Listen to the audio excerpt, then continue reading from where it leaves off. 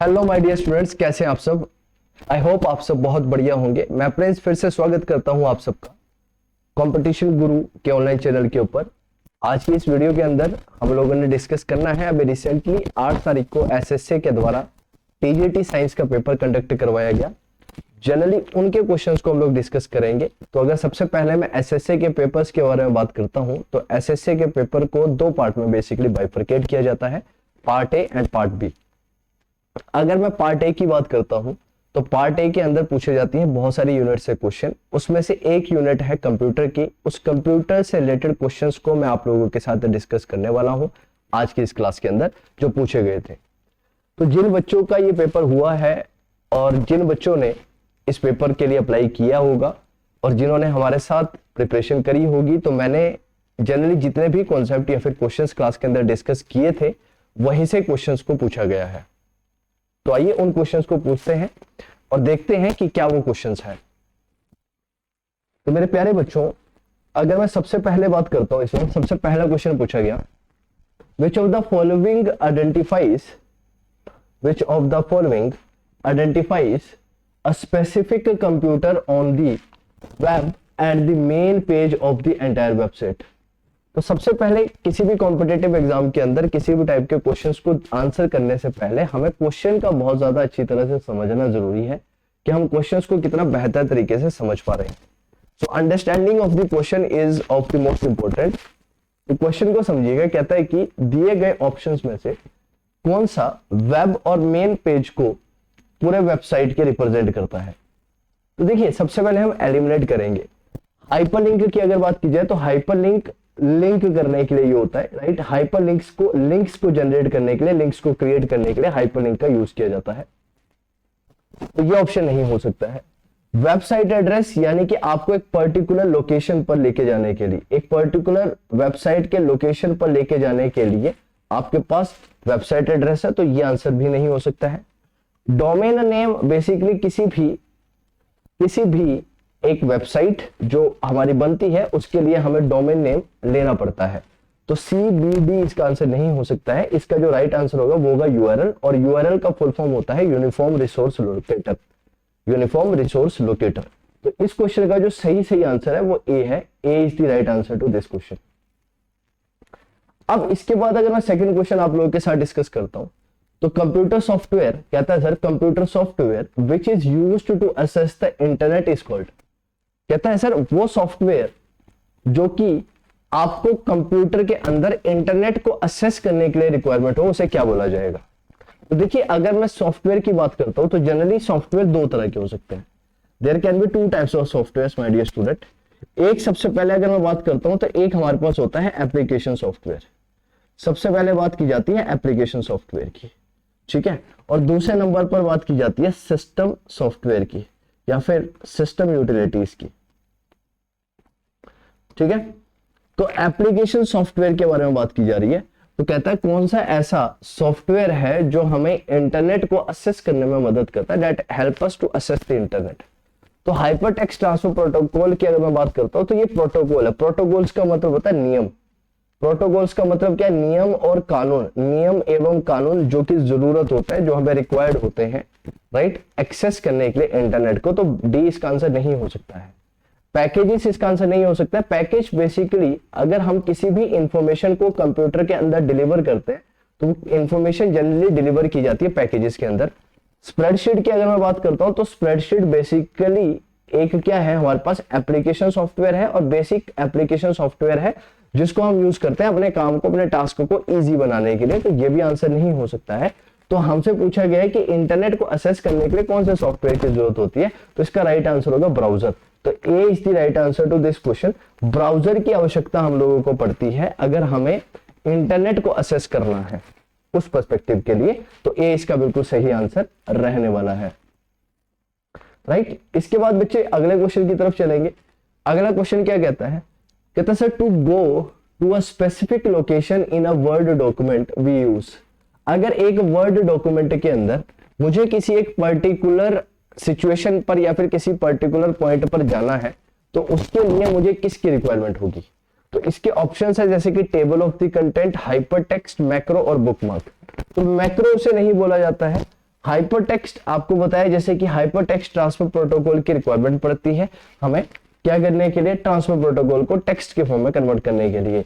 Table of content नहीं होगा, इसका जो सही आंसर होगा बुकमार्क होगा। अगर आपको वर्ड डॉक्यूमेंट को एक स्पेसिफिक या फिर स्पेसिफाइड लोकेशंस पर लेके जाना है तो उसे बोला जाएगा बुकमार्क, उसे बोला जाता है बुकमार्क करना या फिर बुकमार्क लगाना। तो सी जो होगा वो इसका बिल्कुल सही आंसर रहने वाला है। नेक्स्ट क्वेश्चन अगर मैं पूछता हूं या फिर देखता हूं, in MS word which key combination is used to insert a line break, right. एक लाइन के बीच में ब्रेक, यानी कि अगर ये लाइन है और इस लाइन के बीच में मुझे एक ब्रेक जनरेट करना है और दूसरी लाइन की तरफ मुझे जाना है, तो किसके कॉम्बिनेशन को यूज किया जाएगा। तो भाई ये सिंपल सा कॉन्सेप्ट है। तो जब मैंने आपको, जिन बच्चों ने हमारी क्लासेस ली है उन्हें पता है, मैंने क्लास के अंदर बताया है, क्या बताया है मैंने बेसिकली क्लास के अंदर एमएस वर्ड और MS Excel, MS Word, MS Excel और MS PowerPoint, right, MS PowerPoint, ये तीन सबसे ज्यादा मोस्ट इंपॉर्टेंट टूल है। इन तीनों टूलों से एग्जाम के अंदर पूछे जाते हैं क्वेश्चन, ठीक है ना, और इनकी की से क्वेश्चन पूछे जाते हैं, स्पेसिफिकली शॉर्टकट की से क्वेश्चन पूछे जाते हैं। तो इनकी शॉर्टकट की से क्वेश्चन पूछे गए हैं। कहता है एमएस वर्ड के अंदर किस की कॉम्बिनेशन को यूज किया जाता है लाइन ब्रेक करने के लिए। तो शिफ्ट प्लस एंटर इसका आंसर नहीं है, कंट्रोल प्लस एंटर इसका आंसर नहीं है, राइट, फंक्शन की प्लस एंटर इसका आंसर नहीं है। इसका जो राइट आंसर है वो ऑल्ट प्लस एंटर। अगर आप लोगों को इन क्वेश्चन का सीधा सीधा मतलब पता है तो आप इन क्वेश्चंस को सही कर देंगे, अदरवाइज आपके ये क्वेश्चन गलत हो जाएंगे। तो इसका आंसर क्या है, बी होगा। B will be the right answer for this question. इस क्वेश्चन के लिए जो सही आंसर होगा वो बी होने वाला है। Next is, what is the shortcut key to search for any spelling mistake in the word document. Word document के अंदर स्पेलिंग को चेक करने के लिए, राइट, कि स्पेलिंग एरर तो नहीं है। तो एक तो क्या है कि भाई मैं हर राइट पैरामीटर के थ्रू चेक करूं कि भाई इसके अंदर स्पेलिंग एरर है या नहीं है, या फिर कंप्यूटर के अंदर हमारे पास कुछ ऐसे शॉर्टकट्स की हो सकती है जिन जो कि फंक्शंस की होती है, उनका यूज किया जा सकता है डायरेक्टली ये चेक करने के लिए कि इसके अंदर कोई एरर है या नहीं है। तो ऑप्शंस में क्या है हमारे पास कि फंक्शन की 2 को यूज किया जाता है। तो ये भी फैक्चुअल क्वेश्चन है, अगर आपको पता है तो आप आंसर कर पाएंगे। अगला है फंक्शन की 9 का यूज किया जाता है, अगला है फंक्शन की 7 का यूज किया जाता है। तो इसका जो सही आंसर है वो फंक्शन की 5। फंक्शन की 5 का मतलब F5 की का यूज किया जाएगा स्पेलिंग मिस्टेक को चेक करने के लिए वर्ड डॉक्यूमेंट के अंदर। तो एक वर्ड डॉक्यूमेंट के अंदर F5 कीज को प्रेस किया जाता है ये चेक करने के लिए कि उसके अंदर स्पेलिंग एरर्स है या नहीं है। तो इसका आंसर हो जाएगा बी। नेक्स्ट हमारे पास क्वेश्चन क्या है, कहता है sir statistical calculations is prepared या फिर is preparation tables and graph can be done using. कहता है स्टैटिस्टिकल कैलकुलेशन को बनाने के लिए, स्टैटिस्टिकल कैलकुलेशन के अंदर जो टेबल्स और ग्राफ हैं, इस क्वेश्चन में थोड़ी सी टाइपिंग एरर है तो भाई ध्यान से समझना। कहता है अगर मुझे स्टैटिस्टिकल कैलकुलेशन करनी है, राइट, स्टैटिस्टिकल कैलकुलेशन के अंदर अगर मुझे ग्राफ्स और टेबल्स का प्रेजेंटेशन करना है तो ग्राफ्स और टेबल के प्रेजेंटेशन के लिए मुझे किसकी जरूरत पड़ती है या फिर किसकी मदद से मैं कर पाता हूँ, एडोब फोटोशॉप के थ्रू नहीं। यहाँ पर फोटोज का एडिशन किया जाता है, नाम से पता चलता है। तो ये इसका आंसर नहीं हो सकता है। नोटपैड नहीं हो सकता है, राइट, राइटिंग पर्सपेक्टिव के लिए यूज होता है। पावर पॉइंट के अंदर पावर पॉइंट प्रेजेंटेशन के लिए यूज होता है। किस लिए यूज किया जाता है इसे, प्रेजेंटेशन के लिए यूज किया जाता है। तो इसका जो सही आंसर है एमएस एक्सेल। एमएस एक्सेल के अंदर हम टेबल्स और ग्राफ का यूज करते हैं। We use tables and graph in order to do statistical calculation. तो बी बिल्कुल सही आंसर हो जाएगा इस क्वेश्चन का। कहते हैं एमएस एक्सेल के अंदर which of the following denotes a range from C1 through C6। C1 से C6 जाने के लिए एक रेंज को कौन सा दर्शाएगा। तो बिल्कुल फैक्चुअल सा क्वेश्चन है। C1 से C6 ये नहीं होता है, C1 टू C6 नहीं होता है, C1 डॉलर C6 नहीं होता है, C1 कोलन C6 होता है। तो डी जो होगा वो इसका बिल्कुल सही आंसर होगा। तो D will be the right answer for this question. Next question कहता है सर एमएस पावर पॉइंट के अंदर which key can be used to view slide show. Slide show करने के लिए पावर पॉइंट के अंदर अगर मैं स्लाइड शो की बात करता हूं तो स्लाइड शो करने के लिए एक तो तरीका क्या है कि भाई मैं कंप्यूटर की मदद से स्लाइड शो का यूज करूं, या फिर मैं डायरेक्टली क्या कर सकता हूं, फंक्शंस की का यूज कर सकता हूं। क्योंकि जब मैं क्लासेस के अंदर पढ़ाता हूं तो मैं फंक्शंस कीज के रोल्स को बहुत ज्यादा डिटेल में डिस्कस करता हूं कि फंक्शन कीज के क्या रोल हो सकते हैं। तो यहाँ पर पूछा गया कि पावर पॉइंट के अंदर अगर मुझे स्लाइड शो दिखाना है तो स्लाइड शो को दिखाने के लिए मुझे किस टाइप की पावर की का यूज करना पड़ेगा। तो इसका ऑप्शन है F9 नहीं, F2 नहीं, F5 नहीं, राइट सॉरी F7 नहीं, F5। अगर ये फैक्चुअल क्वेश्चन है, अगर सही में आता है तो इस क्वेश्चन को कर पाएंगे, वरना नहीं कर पाएंगे। ये आंसर जो होगा वो बिल्कुल सही होगा कि पावर पॉइंट के अंदर स्लाइड शो बनाने के लिए, अगर मुझे पावर पॉइंट के अंदर स्लाइड शो बनानी है तो मुझे F5 फंक्शन की का यूज करना पड़ेगा। I have to use F5 function key, तो इसका आंसर ए हो जाएगा। अगला क्वेश्चन बहुत ज्यादा बेसिक सा क्वेश्चन है, साधारण सा क्वेश्चन पूछा गया है। और क्वेश्चन क्या कहता है, डेट और टाइम ये अवेलेबल होते हैं कंप्यूटर के डेस्कटॉप पर। जो डेस्कटॉप है, जैसे ये कंप्यूटर है, इस कंप्यूटर के डेस्कटॉप पर हमें टाइम और डेट देखने को मिलती है, राइट। तो अगर मैं कंप्यूटर के ऊपर अगर मैं टाइम्स और डेट देखता हूं तो ये कहां से आती हैं, राइट, ये कहां पर दिखती हैं आपको। तो अगर आपको ये खोलने हैं तो कैसे पता चलेगा, तो एक है पुल डाउन मेन्यू, एक है आपके स्पेस बार, एक है आपके पास शिफ्ट की और एक आपके पास है टास्क बार। तो ना उसे पुल डाउन के थ्रू हम जा सकते हैं टाइम और डेट के लिए, ना स्पेस बार के थ्रू जा सकते हैं, ना शिफ्ट की के थ्रू जा सकते हैं। टास्क बार के अंदर या फिर टास्क बार के ऊपर ये दोनों ही फीचर यानी कि डेट और टाइम ये दोनों ही फीचर्स हमें देखने के लिए मिलते हैं। डेट और टाइम दोनों ही फीचर्स हमें क्या करते हैं, देखने के लिए मिलते हैं। तो डी जो ऑप्शन होगा वो बिल्कुल सही आंसर होने वाला है इस क्वेश्चन का। नेक्स्ट क्वेश्चन मेरे प्यारे बच्चों, राइट, बहुत ही बेसिक से क्वेश्चन है। कहता है in computing, right, in computing मतलब इन कंप्यूटर। सिंपल सी सेंस में अगर मैं आपसे बताऊं, अगर मैं कंप्यूटर के अंदर बात करूं तो आईपी का मतलब क्या होता है, आईपी का मतलब क्या है, इंटरनेट प्रोटोकॉल। आईपी का मतलब क्या है, इंटरनेट प्रोटोकॉल। तो इंटरनेट प्रोटोकॉल देखो तो क्या कहता है, कहता है सर इंटरनेशनल पिन बोलते हैं इसे, क्या इसे इनवैलिड पिन बोलते हैं, क्या इसे इंसर्ट पिन बोलते हैं, क्या इसे इंटरनेशनल प्रोटोकॉल बोलते हैं, या सॉरी इंटरनेट प्रोटोकॉल बोलते हैं। तो इसे इंटरनेट प्रोटोकॉल के नाम से जाना जाता है। तो इसीलिए इसका जो राइट आंसर हो जाएगा वो बी हो जाएगा, और बी क्वेश्चन जो है बिल्कुल सही उत्तर है इस आंसर का। अगला क्वेश्चन देखिएगा मेरे प्यारे बच्चों, नेक्स्ट क्वेश्चन देखने की कोशिश करिएगा। बहुत ही बेसिक से क्वेश्चन पूछे गए हैं कि एंटीवायरस किस टाइप का सॉफ्टवेयर है, एंटीवायरस किस टाइप का सॉफ्टवेयर है।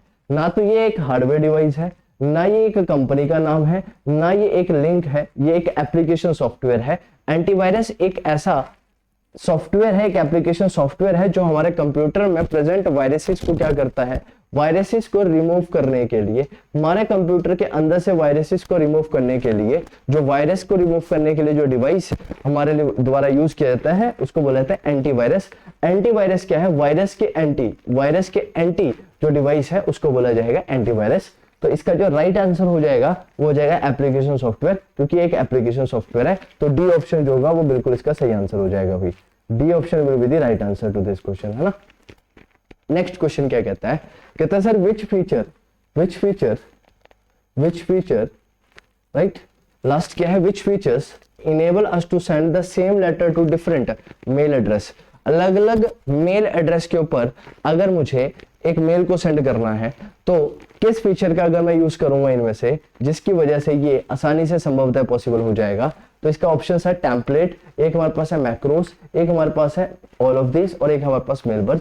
तो template, macros, all of this नहीं होगा, इसका आंसर होगा मेल मर्ज। और मेरे प्यारे बच्चों अगर आपने देखा होगा तो एसएसए के अंदर प्रीवियस ईयर का जो पेपर जो मैंने आपके साथ डिस्कस किया है, जिसकी वीडियो यूट्यूब के ऊपर भी होगी, उसके अंदर भी 2018 में जो पेपर हुआ था उसके अंदर भी ये क्वेश्चन पूछा गया था कि अगर कहता है सेम लेटर, एक लेटर को राइट डिफरेंट ईमेल्स पर भेजना है तो उसके लिए मुझे किस चीज की जरूरत पड़ती है या फिर किस चीज की रिक्वायरमेंट पड़ेगी। तो उसके लिए हमें जरूरत पड़ती है मेल मर्ज की। किसकी जरूरत पड़ती है, मेल मर्ज की जरूरत पड़ती है। तो अगर मैं मेल मर्ज की बात करूंगा तो इसका आंसर हो जाता है बी जो होगा इसका बिल्कुल सही आंसर होगा। तो आई होप आप लोगों ने ये सारे के सारे आंसर्स देखे होंगे और आप लोगों को ये वीडियो भी अच्छी लगी होगी। और इसी तरह की वीडियो के लिए लाइक शेयर सब्सक्राइब करिए कंपटीशन गुरु के यूट्यूब चैनल को। और साथ ही साथ में मेरे प्यारे बच्चों आप कमेंट बॉक्स में जरूर ये बताइएगा कि आपके कंप्यूटर से रिलेटेड कितने क्वेश्चंस ठीक हुए हैं। आई होप आप सब स्कोर करें अच्छे मार्क्स ताकि आपका सिलेक्शन हो। God bless you all. मिलते हैं आप लोगों से अगली वीडियो के अंदर। Thank you so much.